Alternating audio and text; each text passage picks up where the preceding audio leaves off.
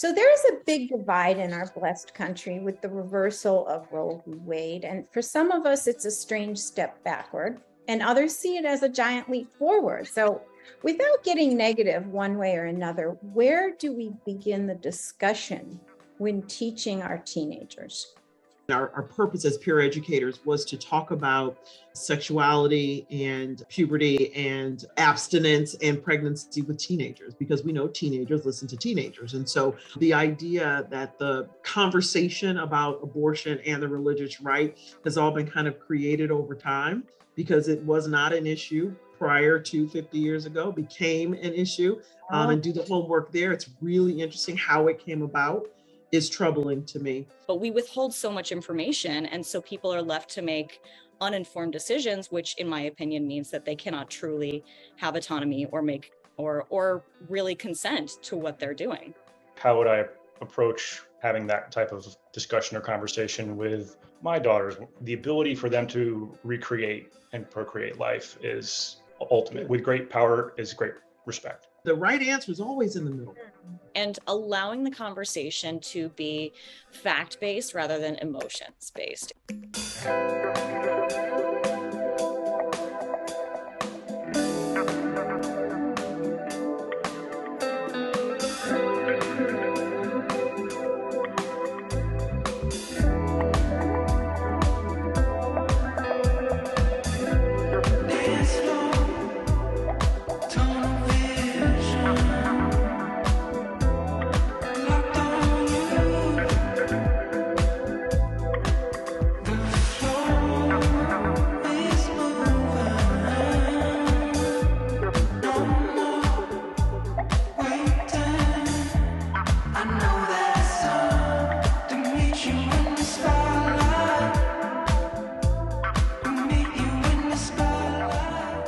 Hello and welcome to Diamond Bridges. I'm your host, Irene Diamond.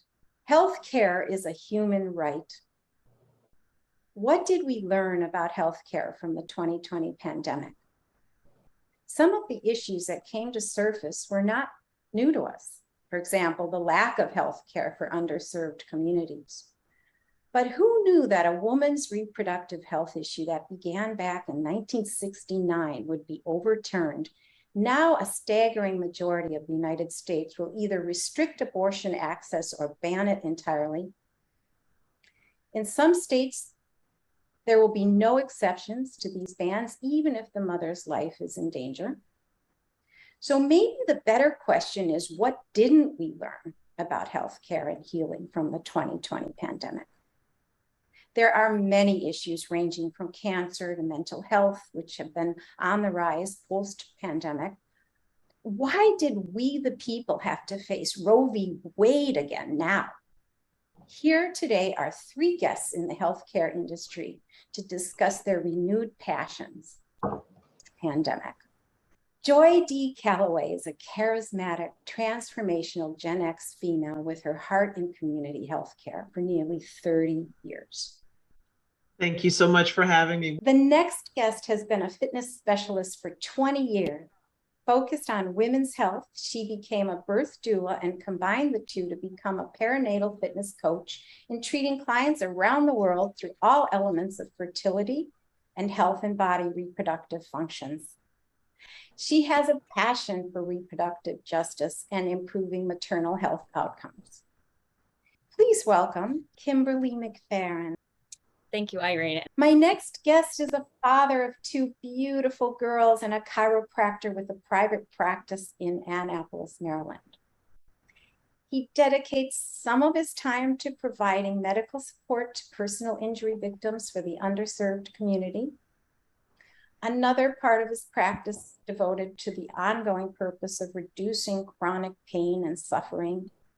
And the third part of his practice is about maintaining wellness. Please welcome Dr. John Pulaski.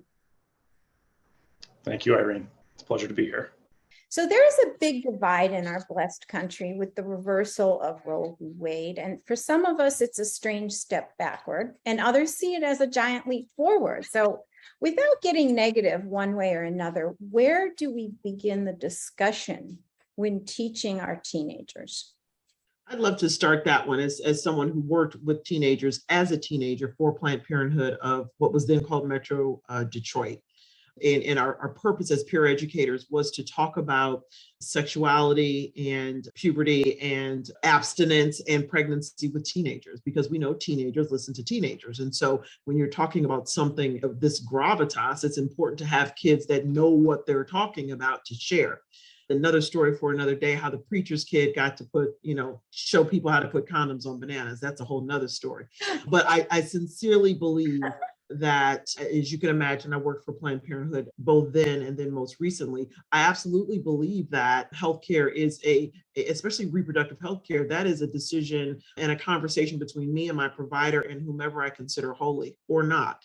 And to have other people in that discussion is, for me, unacceptable. And the other thing, so that I don't go negative, because I feel really strongly about this, the idea that the conversation about abortion and the religious right has all been kind of created over time, because it was not an issue prior to 50 years ago, became an issue. And do the homework there. It's really interesting how it came about, is troubling to me. And then finally, when we look at especially those states that are now abortion hostile states, if you look at how those states care for the children that are there, education and food, parental support, healthcare services, I feel like I'm missing one, daycare, paternity or maternity leave, they're at the bottom. So the states that purport to care the most about babies and children do not well care for them after they're born. And that in itself is telling. Wow, that is loaded. Wow. I think one of the most important issues that somehow we still are not talking about on a larger scale is the fact that we should all be able to have autonomy over our bodies, full stop. And not only do we have other people making decisions, making uneducated decisions about our bodies, which is wild. I can't imagine if I just walked into the Senate and I was like, I know nothing about what you're doing, but I want to have a say and I'm going to make a decision. People would look at me like I was crazy. But the thing that I find really disturbing is that we do not allow female children in this country to practice bodily autonomy or be able to truly make educated decisions when it comes to consent. If it, in my opinion, the only kind of consent is informed consent, and we are intentionally withholding information pertinent to people's health from them. What are you referring to? Can you be a little more specific? Yeah, when it comes to sex education, when it comes to pregnancy, when it comes to even people who want to get pregnant, just having to understand the true nuance of fertility, and not just that if you have sex when you ovulate, you're going to get pregnant, because that's not the truth for a lot of people. But then also, I mean, there's so many layers to it. We just Contraception. we just had this phenomenon on TikTok about the rhythm method, and all of these people are saying, oh, it's so easy, just do it, and with no education about what it actually means. If a female is fertile for 48 hours, that's one thing, but we're not talking about the life cycle of a sperm and how that affects the fertile window. And that's like basic education that we just don't give people. So we're not allowing people to make informed decisions about their bodies. If I go to my husband and I say, let's start practicing the rhythm method, we're going to do some research to understand what goes into it so that we're making an informed decision to say this is actually a method of birth control that we will benefit from. But we withhold so much information. And so people are left to make uninformed decisions, which in my opinion means that they cannot truly have autonomy or make or really consent to what they're doing. Yeah. I think the part of listening to all of that that's sticking out in my head is like, how would I approach having that type of discussion or conversation with my daughters? Unfortunately, I have a couple more years before all that really, I can think about it, which is good. But from a fundamental standpoint, I think for me, I generally lean a little bit more conservative on that sort of an issue. And I would want them to have the understanding that, the ability for them to recreate and procreate life is ultimate, it's supreme. And, that sort of womanly power is something that needs to be taken really, really has to be with great power is great respect. So that's kind of yes, amen I to look that. Yeah, I think well, I don't know Kim very well, but I think that we all have a regard for our religion. We're all kind of religious, and these are considerations. And this has kind of really shocked me personally to see this come up again, this issue. So I'm curious, Joy, can you just wrap that up a little bit to explain to our audience what change has occurred as you see it? Well, I think in a wrap up fashion, I'll just say the politicization of so many topics is in vogue right now. I hate to say it that way, right? We are unfortunately a country that kind of like, where's the wind blowing? Okay, I'll take that. Right. And so there's so many issues. The vaccine issue, which is very interesting when it's juxtaposed against the abortion issue. Right. So, the same group of people say, don't tell me what to do with my body. Oh, but I'm going to tell you what to do with it. Yeah. Yes. Think about that. Yes. So like, where's the reason there? Where's the reason? And then the idea of, again, that same group of folks that want the government out of their lives are saying, oh, except for this issue, we're going to have the government say you cannot do this. And so it's just that, that dichotomy that, as we would say, talking out both sides of your neck, that is really troublesome for me. And I'd like to believe that I'm blessed to have been in so many different situations where I see it from, I'm the kid of ministers. I consider myself a very spiritual person, and I do rely on my faith to help me make decisions. I am a mother who had a very traumatic birth and would have had more children if my body allowed me to had I stayed married. And I've had an abortion. So all of those. So I know what it was like to make that decision. You don't go running in there with pom-poms like, hey, let's do this. Right. And I was being responsible. Wow. So all of those things, right, I can look at that, I can look at this issue and I can discuss this issue having been there. And while I can respect the opinions of people who've not been there, I respect your opinion, but not your dictate about what I or any other birthing person, I've learned to say, can do with their bodies. Wow. John, Kimberly, do you have anything to add to that? I mean, I agree with a lot. I think the issue has been super hyper politicized, and that generally is not a good thing. And it's just a really difficult balance between the autonomy of the mother versus the autonomy of the life that's in her. Those are two different, that's the balancing act on that issue. And personally, in my state, nothing really changed when Roe went away because it's a very, Maryland is very, it's already, they got it figured out on that end. So I think that each state balancing the answer to the issue and topic of abortion is the better way to go than having it be a centralized decision. Oh, I see. Yeah. So just curious, not challenging, just curious. So if I'm in Texas and I decide that I need to have an abortion and I can't do it in Texas, then I need to figure out how to get somewhere where I can, in your opinion. I'm not familiar with the laws down in Texas. If they've straight up done away with that, it's completely okay.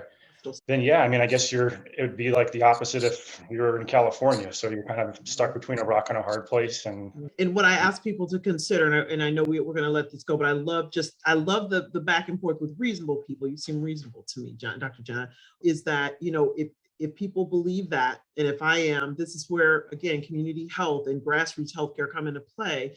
If I am a 14-year-old with no resources, and I won't even get to the far end of maybe how I got pregnant. I'm a 14-year-old with no resources. I can't afford a plane ticket. I don't have a car. I can't afford to get to a state, because now if you think geographically, we got to hop I didn't do well in geography, 3 states before I can get somewhere where I could have an abortion. You're saying, oh, well, but the girl next to me who's 14 from a family who can't afford a plane ticket, gas, a car, hotel, 2 days if they're going to do medication, she gets to make the choice for her life that makes sense. And I just ask people to consider, is that fair? And are we saying that that's okay? And if that, and people that say that's okay, that there's a dichotomy there, this girl can't because of her circumstances and this girl can, that's where I challenge people to consider if their views align with where their heart really is. Sure. I think that's a difficult, it's just a tough situation. It is. Whether it should be that way or not, I think that, more people need to advocate and get that right down in Texas and get it the way that is truly representative of the people. I think from a healthcare standpoint, like, I'm generally not a big fan of like healthcare for all, but I think that everyone who's a minor should have some form of guaranteed healthcare. That would include reproductive. Joy, I understand you don't mind conflict and you like to get I'd rather lean in. talk, unpack, unravel, reimagine, and revise. When it comes to healthcare, what do you think is going well? We're talking about it. That piece is going well. I think people being more vocal about their beliefs on either side of the argument, quite frankly, I think that's important to talk about it, because like you said, I don't shy away from conflict. I think conflict reveals character. I think conflict reveals values. And I think it's important to know a person's character and their values as you decide whether or not you're going to be engaged in relationship with them. So I think that's important. I've done some work on conflict in the workplace for that very reason. That's the thing that's going well. I think that there are some other industrialized countries, right, who have this right. But I think one of the concerns right now for me, especially in this country, is we swing the pendulum either far one way or far the other. And there's somewhere, it's the right answer is always in the middle. Right. So I don't want to be in a country where, if I decide I want, an elective surgery that I have to wait 5 years to get it. Oh, gosh. I also know that the way we do some things in this country aren't good. And they're too tied to socioeconomic status that is not always the result of somebody's inadequacies or irresponsibility. Wow. And we don't get that here. So that concerns me. Mm-hmm. But the fact that we're talking about it, I think, is really wise. I think the fact that there are certain organizations that are leaning into doing stuff, because I don't mind talking. I'm good at that. It's kind of, I get paid for that, right? And I don't mind that. But at a certain point, I'm not going to keep arguing. I'm not. It's like it's something about bumping your head against the wall. My scripture says, like, arguing with a fool. Why do you do that? So at a certain point, I'm going to stop talking and I'm going to take my resources and do what I need to do for those people who don't have my platform or my voice, or for that 14-year-old girl who can't get it done on her own. Then let's have a conversation about that, right? And how can I be that person to help her instead of continuing to argue with the powers that be? Because powers that be are going to do until the fight is won, until it hits them in their pocket or hits them in their household. They're going to stay in a certain place for the most part. And so I'm not, I don't worry about that. Yeah. Present the argument, you try to get people to think rationally and logically and outside of their circle, like I encourage myself to do. And then I take my efforts and energy and work with those that need the support. Nice. On this issue and others, not just on you move around. You move around too. You don't stay in one place. John, you mentioned that you would go along with universal health care for children. Yeah, I think that kids, like up until 18, something around reasonably. Just ahead. So, Kim, what do you think is lacking and what would you like to see more? Let's see if I can make that one succinct. I think similar to what Joy said, just continuing to have the conversation and allowing the conversation to be fact-based rather than emotions-based. It's not about emotion. We somehow make everything personal. It's not about, it's not a personal attack. It's about looking at the facts and treating the facts as such. We have horrible maternal mortality statistics in the United States. It's shameful. And we have the facts, we have the information, we know what we can do better, and we choose not to do it. And I think that unfortunately, abortion is just another piece of that conversation. I will share a quick story. My husband and I were living in Indonesia. We experienced a miscarriage. Abortion is illegal in Indonesia. So we had to wait for 2.5 weeks to try to pass the fetus on its own. It did not happen. Oh So my we had to goodness. fly to Singapore. We had to fly to another country to have the procedure done there. And Singapore is wonderful when it comes to healthcare for their people, but because I'm not Singaporean, I had to pay cash out of pocket for the anesthesiologist, for the procedure. It was thousands of dollars, not including the travel, the hotel, you know, the entire weekend experience. And You're lucky it wasn't fatal for you. I mean, I'm very fortunate that it wasn't fatal, but I think about a lot of the peers or a lot of the clients that I had in Indonesia. Don't have those I would not be resources. able to say the same for them. It would have Oh been my fatal. God. wow. Wow. So that really set the stage. How long ago was that for you? That was in 2018. Oh, not And that. that situation, let's not pretend it's just in Indonesia. There are states in the United States of America Yeah. that if you have a miscarriage Yeah. that doesn't pass on its own in 2 weeks, I'm not a clinician. That's on the edge of keeping you healthy. 2 That's weeks. right. Y'all know that. You're the clinicians. That's Yes. right. And the reason that we flew to Singapore is because I was starting to get a fever. I was starting to pass Oh my God, that's so the scary. colors. I mean, I won't get into details, but it was getting hairy and we knew that we needed to do something about it. But that's essentially what we're up against in some states in the United States as well, is Absolutely. not considering the facts. The facts were my pregnancy was terminated based on nothing that I did. It was not, you know, we were 11 weeks when we experienced the miscarriage. It was horrible. It was heartbreaking. You know, the grief afterward, 6 months plus of just trying to recalibrate. And then on top of that, I'm going to my medical provider and I'm saying, you know, we need to do something about this. And he's saying, yeah, sorry, we can't because I'm not allowed to give you an abortion. And that's the thing that I think is where we are lacking so much, is just the basic education.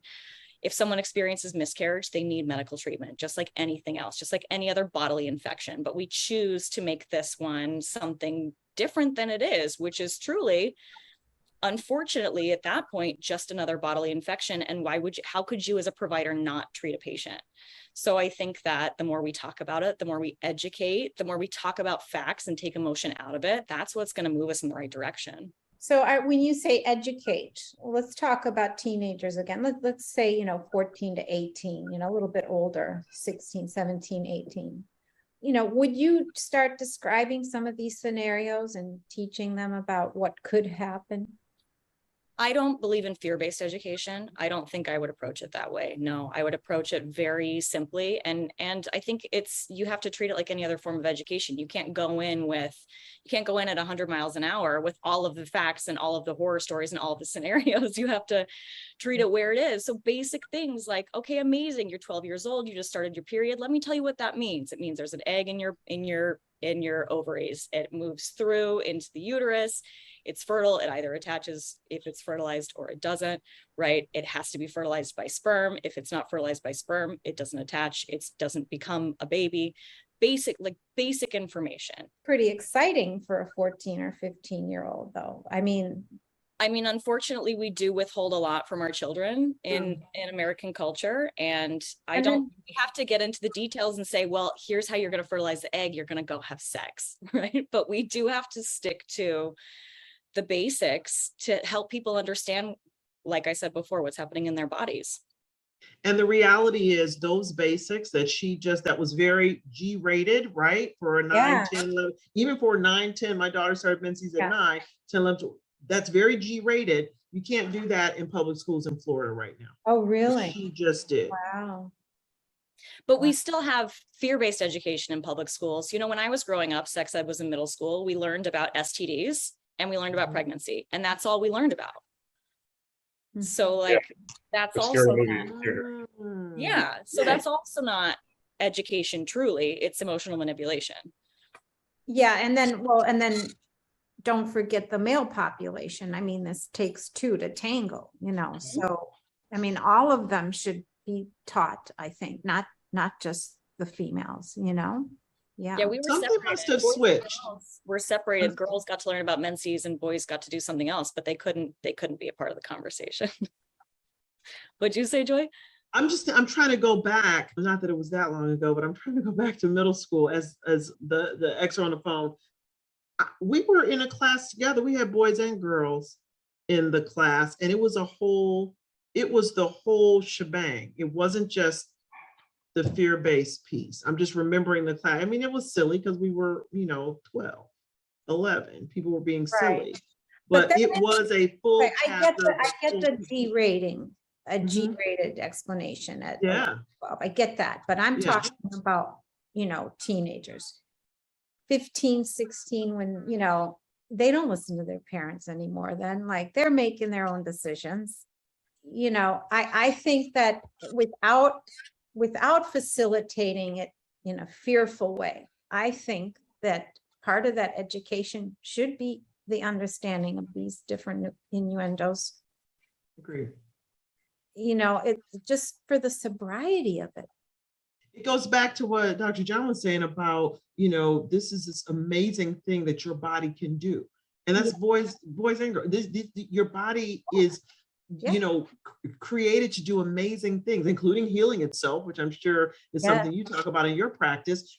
We can do these things, but with that awesomeness is responsibility. And I think that's the way you offer it, so that we hold it, and again, raised in the church, so that you hold it sacred, but not just for the heck of throwing a sacred label on it, but let's talk about why.